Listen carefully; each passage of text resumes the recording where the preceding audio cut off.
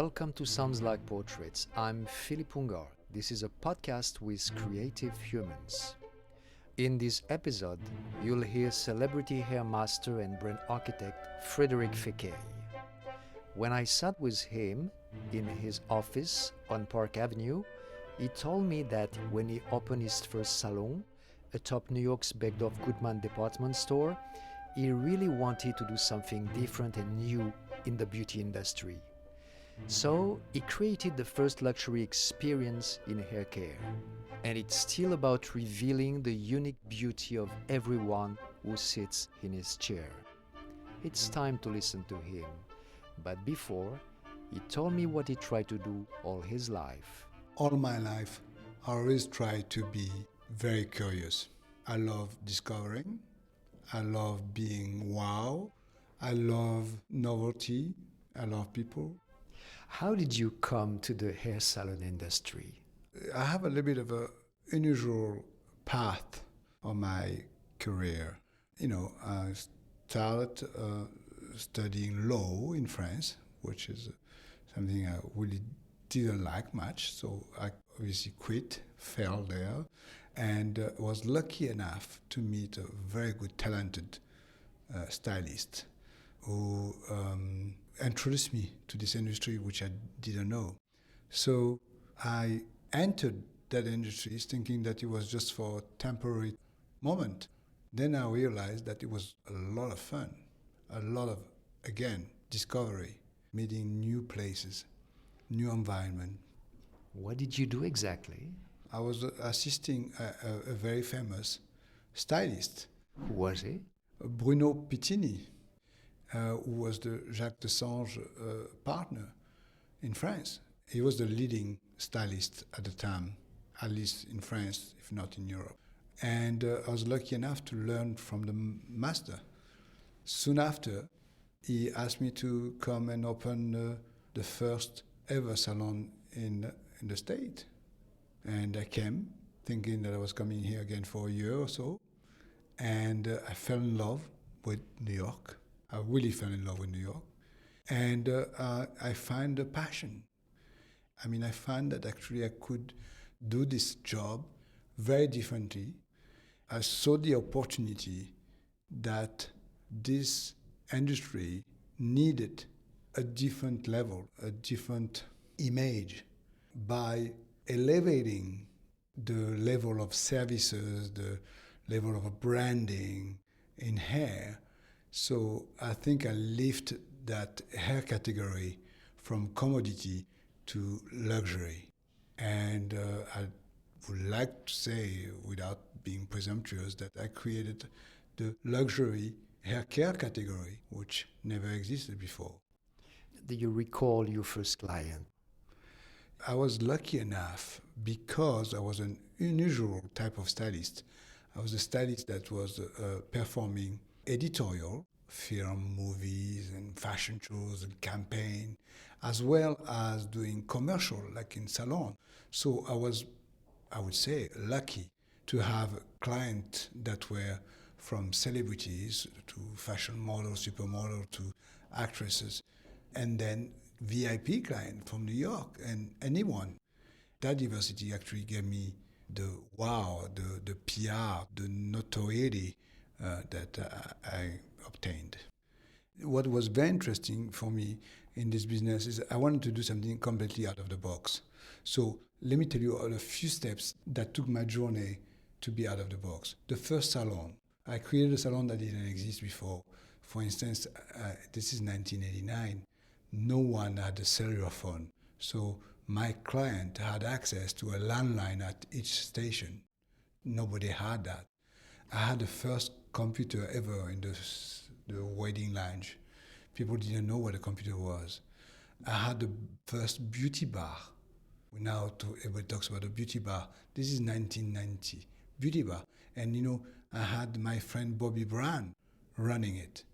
And I had also a cafe next door, Cafe Vienna, that was servicing all my customers from breakfast to snack to lunch all day long. And I had a beauty institute attached to the salon. I remember even Women's Wear Daily saying that, Frédéric Fekkai created the first day spa. And I didn't know what I was doing. It was all intuitive, all guts. It was what I thought my customer wanted. I wanted to also make sure everything was easy for them.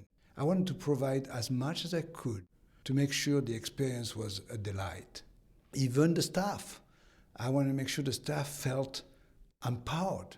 So we trained them so they knew how to not only cut hair, not only do hair color, not only do makeup, but also have conversation. Tell me about that. Tell me about the conversation. Tell me the way you try to know your clients.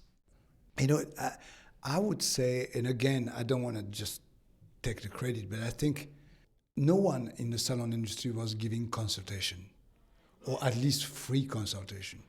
And I did. I invited everyone to come and to just understand beauty, hair, everything. So they would be coming for free, sitting in a chair, and we give them advice. Then they could take an appointment after that. Not only we were teaching our staff to speak well, but also to hear.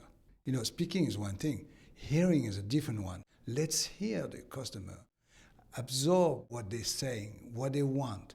Then have an intelligent guidance, suggestion, and be patient. So if you are patient, if you show that you are confident, that you know what you're doing, and that you're giving them a great suggestion. So I call this a library of ideas. And you present it to them. They can then wait and come back, but very often they actually cannot wait to come back. They want to experience that right away.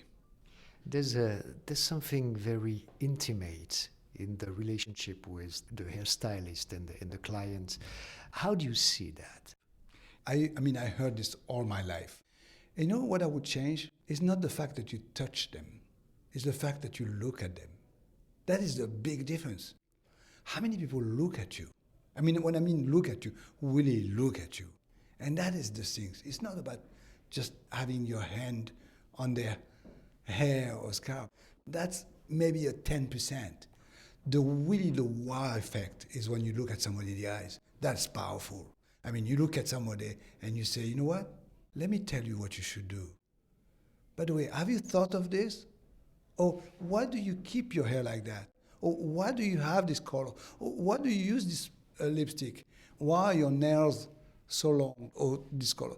You make all these remarks, and you do it in a way that is not obnoxious, that is not condescending. You do it in a way where you give a reflection, an intelligent, a well-thought reflection. And that makes people go crazy. And that's the beauty of hair. That's the beauty of beauty. It's revealing the beauty in the person. It is right. It's about, first of all, making sure that they acknowledge their own beauty, their own personality, to understand their beauty, and to do it in a way we start by just enhancing, by accentuating their beautiful characteristic, whether it's hair, makeup, and so on. I think as soon as you do that, people have huge respect for you, because it's not just a huge transformation, it's the right transformation. What's the first thing you're looking at when you are looking at someone for the first time? I love to look at people in general, and the first thing that I do is their posture, their silhouette, because the most important thing about beauty is ratio. If you have too long hair, too heavy, too thick, or if you have too much makeup, or if your glasses are too big or too small. So it's about ratio, making sure that things are fitting right. It's about proportion. All about proportion. And once you have that, you have the silhouette, floating, and it's the right volume, it's the right length, it's the right movement, all of this. And you're right, it's about proportion, and that is very, very important. I was about to talk about hair with you, and we are talking about the whole person. You're right, it's about a total look. It's not about just hair, It's not just about color. It's not about makeup. It's not about this. It's about everything. It's about, oh, let's give you a beautiful personality. Let's give you your own identity, your own attitude, your own look. And that is powerful. You often say that you're not cutting hair, but you're giving great style. What's the difference? So, I think an important thing about beauty is that obviously you need to know how to cut hair well. You need to know your craft. The techniques. The technique. You need to know all of this well. But what you really need to know more is what you want to do. It's the vision, is the look, the finished look, and to make sure that you are having an architecture, a sculpture, an image that is well defined. Once you know how to do that, after that it's almost like a coloring, a drawing. Once you have the drawing, then you can color inside, and whether you decide to go above the line or under the line, it's a choice, but it's a calculated choice, and that's beautiful. Where does this architecture, where does this frame come from? Is it an intuition? Is it even possible to learn that? The architecture, it's about, again, proportion. It's all about making sure you are taking into account the face, the hair. So, for instance, if the hair is thick and curly, you'll do something else than if it's straight and thin. It's all about finding the right volume, the right length, and then, of course, the right angle. One of the things that I did here, which was very different than what Sassoon was doing, is that Sassoon was doing incredible haircut, amazing haircut, but they were all very sharp angle. And when it really worked, everybody looked amazing. But when it doesn't work, it's a tough one. So I wanted to have something more forgiving. I wanted to have a haircut that were much softer, where there was no severe angles. It was about soft layers, casual chic, I called it.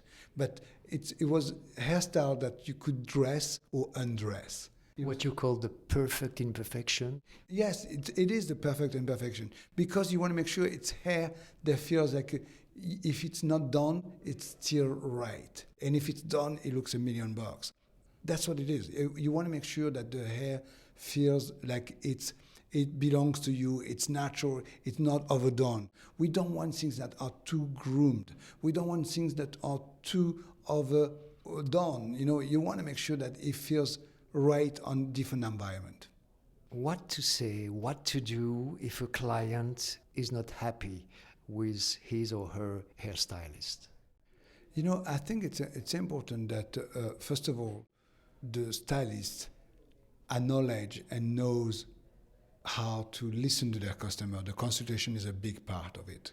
We ask our stylists and colorists to have a great consultation first. It minimizes the risk of mistake. And then, if there's a problem, a dialogue has to happen and try to figure out how to be responsible, assuming this, owning the issue, and fix it. That's all it is. Nobody's perfect, but you know what? If you listen and if you show that you care and you want to do something, that works. You told me about the beginning of the history. How has technology changed the industry over the years? I think the good news is that the internet doesn't change much the service, but what it has changed is the communication. I remember years ago, we used to have a portfolio of pictures to show our customer what the look should be like. Today, you get your smartphone and you can go and just show on Instagram or Pinterest many ideas, many hairstyles very quickly, and now everybody can really figure out what to look like or what to look for. Did it change something in terms of the conversation the client could have with the hairstylist? I think it does. It has changed because the customer is definitely 10 million times more educated, 10 million times more powerful. She has, or he has tools with a phone again, or iPad, whatever, to look at many ideas, many varieties, and really have a conversation this time with their technician. And I think that is what it is. It's empowering them to have, great idea, again, to have access to a library. Creativity is one of your key values. How would you define it? Creativity is about curiosity. And, one thing that I want to make sure and clarify, it's a myth to say that somebody is gifted. You know what a gift is? Is when you love what you do and you're passionate. Then you become gifted. It's not just because it's coming from who knows what. It's about work. It's about passion. It's about learning. It's about educating yourself. It's about training. It's about discovering. It's about sharing. It's about sharing as well, yes. It's about taking risk and being, adventurous. What kind of risks do you like to take? I like to take risks that are going to be out of the box, out of the usual. I want to make sure even if when I create a product, I want to make sure it's something that no one else has. I want to make sure that it addresses a need that it hasn't been done yet. I want to make sure it's new, whether it's the ingredients, whether it's the texture, whether it's the whole idea, whether it's the formula, whether it's the packaging, everything. I want to make sure it's new and nobody else has.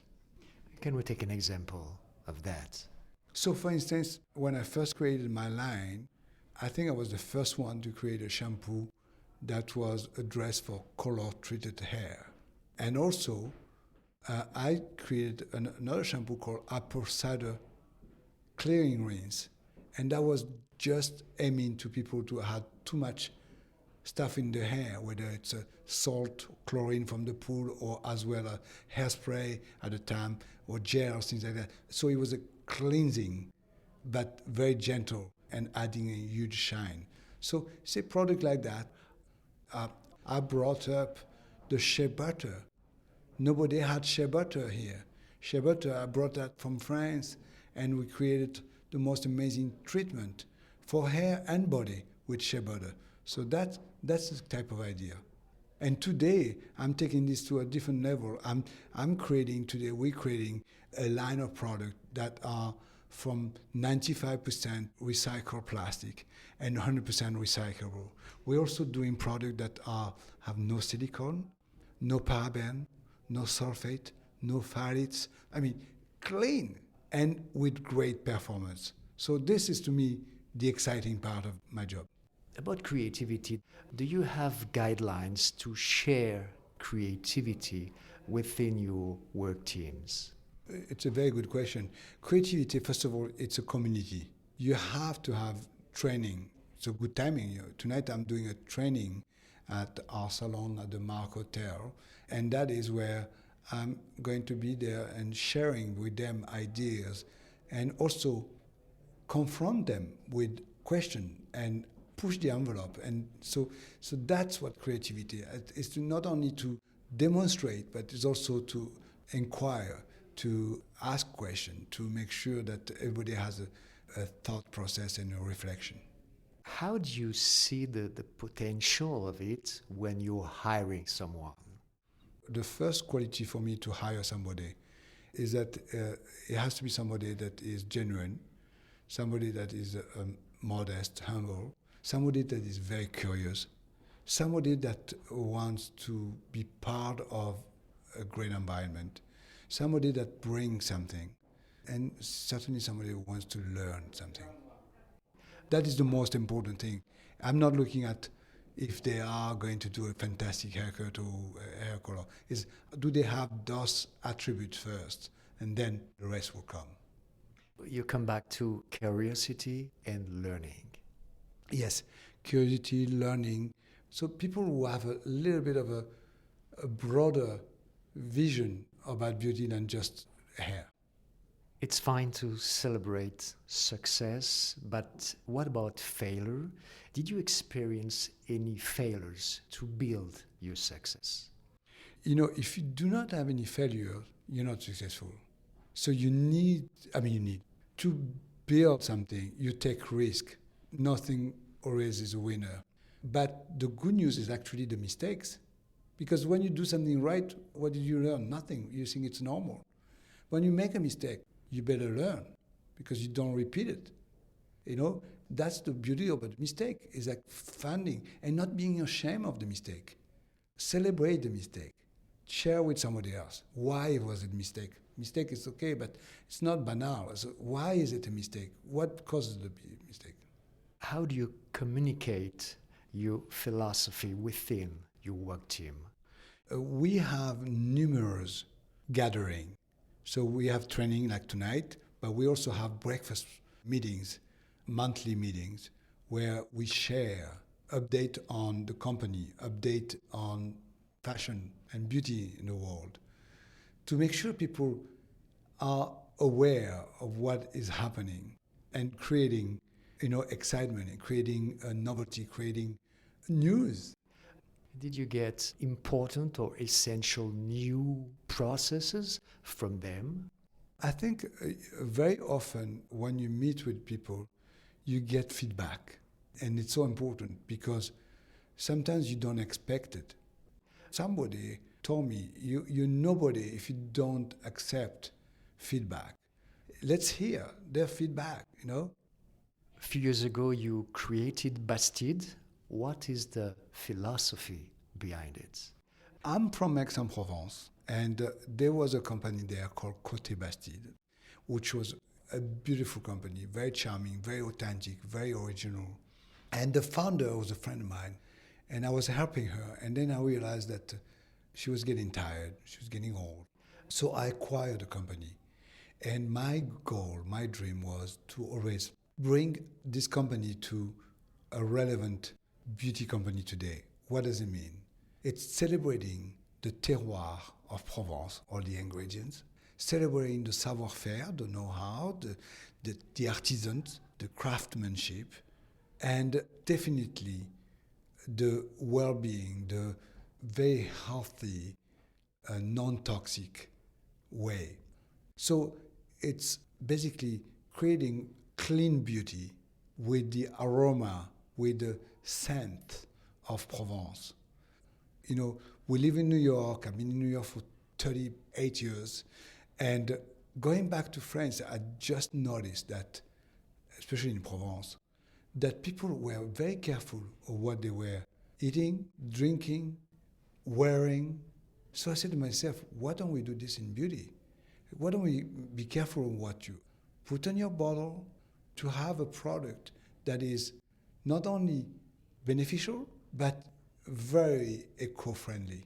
To me, that's what it is. It's celebrating beauty with respecting the earth, respecting our planet.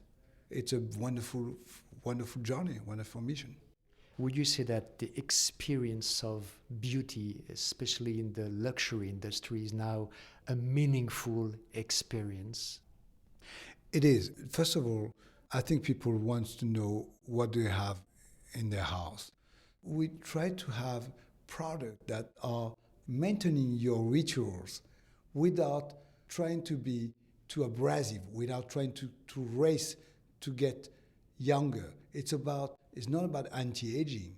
I don't like that word because at the end of the day, we're going to have a birthday next year. Let's not fight that. It's a lost battle. Anti-aging is the most ridiculous thing. It's a lost battle. So to me, it's about longevity. Is prolong your beauty because you took care of it, not because you're running to get an injectable or something much more drastic. I know that you've met Vidal Sassoon. What's your strongest memory of him, of this great hairstylist? Vidal Sassoon was a remarkable man, and there's no coincidence. He was genius because he was special. He was curious. He did something out of the box. He created all this amazing style. Was revolutionary because the lady was having, bubble hair at the time, and he made the opposite. I met him, he was 70 years old, and he was still swimming every day, a mile a day. It was remarkable. It was a very good and excellent what he was. And also eloquent, smart, pragmatic, not delusional. I'm gonna leave the room. Please hold the microphone and add whatever you want to the interview. So I believe that beauty is about respecting your own self, your own beauty, to not fight it. It's just enhance it, care it. And by doing so, you become self-confident, you become elegant, you become smiling, you become light, and you become very powerful. Thank you, Frédéric Fekkai, for sharing your story. It was Sounds Like Portraits, a podcast by Philippe Ungar.